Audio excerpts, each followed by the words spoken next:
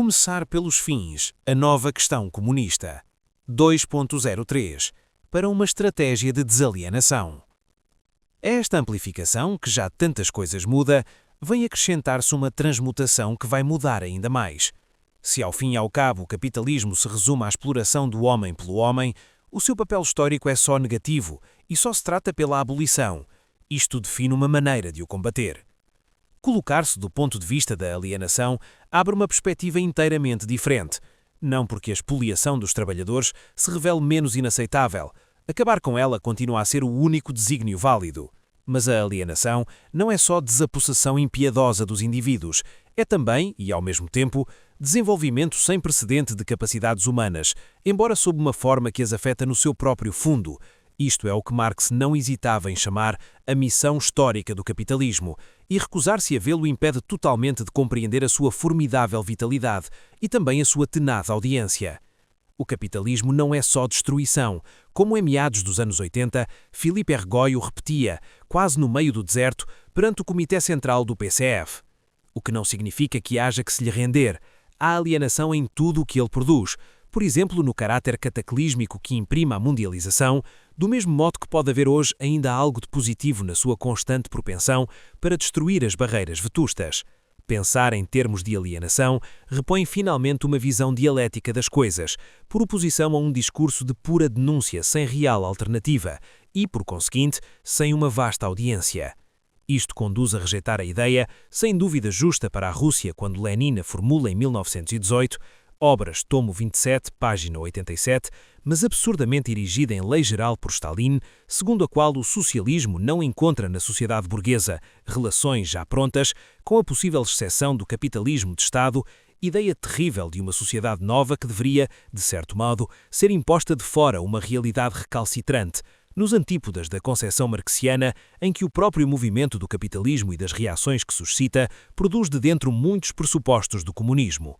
Leiam-se os sugestivos ensaios de Jean-Louis Sagot de Varroux, Pour la gratuité, Desclée de Brouwer, 1995, pela gratuidade, e Les héritiers de Caïn, La dispute, 1997, Os herdeiros de Caim, para descobrir a insuspeita extensão desse comunismo já presente, comunismo de que se trata de fazer advir o imenso ainda não. Temos aqui em jogo uma mutação do pensamento e prática comunistas que é capital e é, no entanto, ainda só incipiente, de uma cultura de negativismo e exterioridade pela qual uma força política infalivelmente se marginaliza para uma outra de pertença contestatária e de ambiciosa reapropriação, pela qual, seja qual for o seu grau de influência num dado momento, essa força política põe o futuro do seu lado. Impõe-se aqui um esclarecimento de vocabulário.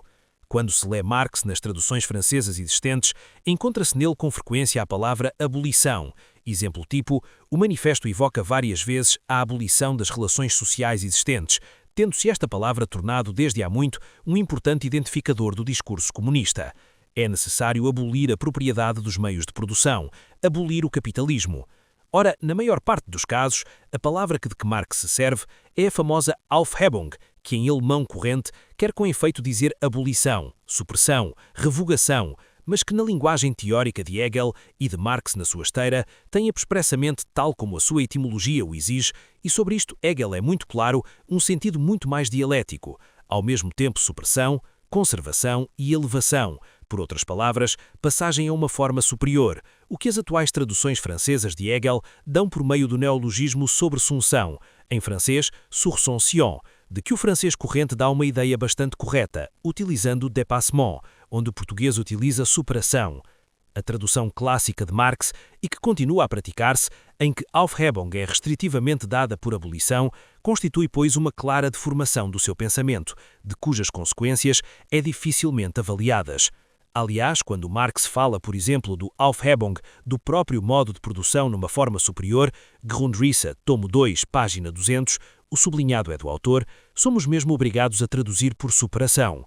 Prova, pelo contrário, quando Marx quer dizer abolição pura e simples, por exemplo, no manifesto Abolição da Herança, emprega outras palavras, como Abschaffung ou Besichtigung, por não ter explicado estas coisas, que embora técnicas são acessíveis para quem quer que seja, chegou-se a este resultado extravagante.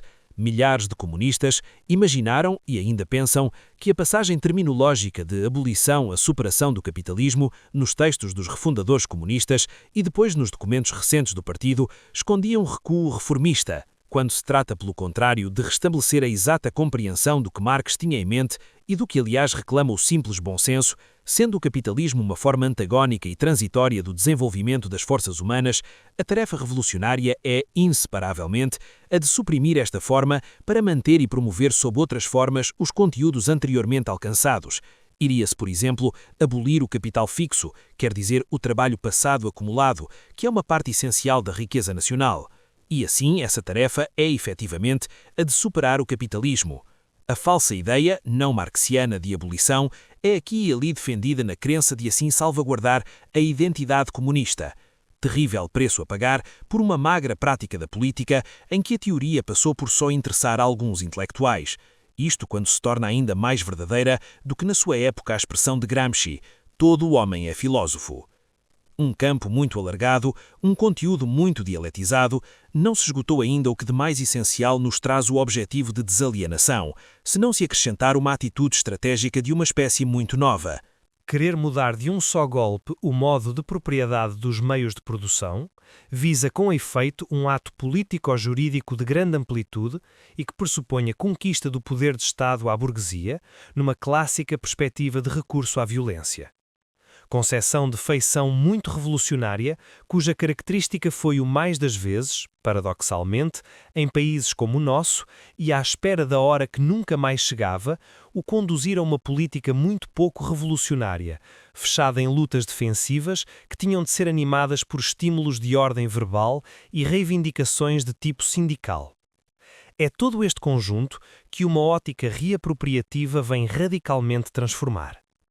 O desígnio revolucionário estaria, pois, caduco? Nada disso. Superar o capitalismo continua a ser, no mais lídimo e forte sentido da palavra, uma revolução. Quer dizer, uma radical mudança da ordem vigente. Mas a ideia de revolução não tem no seu conteúdo nenhuma ligação necessária com a de conquista violenta do poder de Estado, nem com a de brusca transformação social imposta de cima, coisa que não passa de uma forma histórica, entre outras. Revolucionária, a reapropriação efetiva pela massa dos indivíduos dos seus poderes sociais de toda a espécie, rejeita mesmo duplamente, por essência, esta forma. Ela não poderia ser instantânea, já que constitui um processo longo que nada tem a ver com violência, embora exija em permanência uma relação de forças favorável. Ela não tem em compensação nenhuma necessidade de esperar um hipotético momento enfim favorável, mas, pelo contrário, aspira a atacar sem tardança as coisas realmente sérias.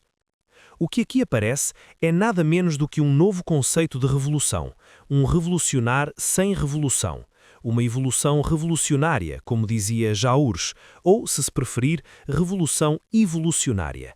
Conceito que representa uma inegável mudança de era em relação ao marxismo e ao leninismo tradicionais e que, contudo, mais não faz do que levar até ao fim a lógica dessa possível revolução pacífica já encarada por Marx e depois por Engels, confronte Jacques Texier, Révolution et démocratie chez Marx et Engels, Actuel Marx, PUFS, 1998.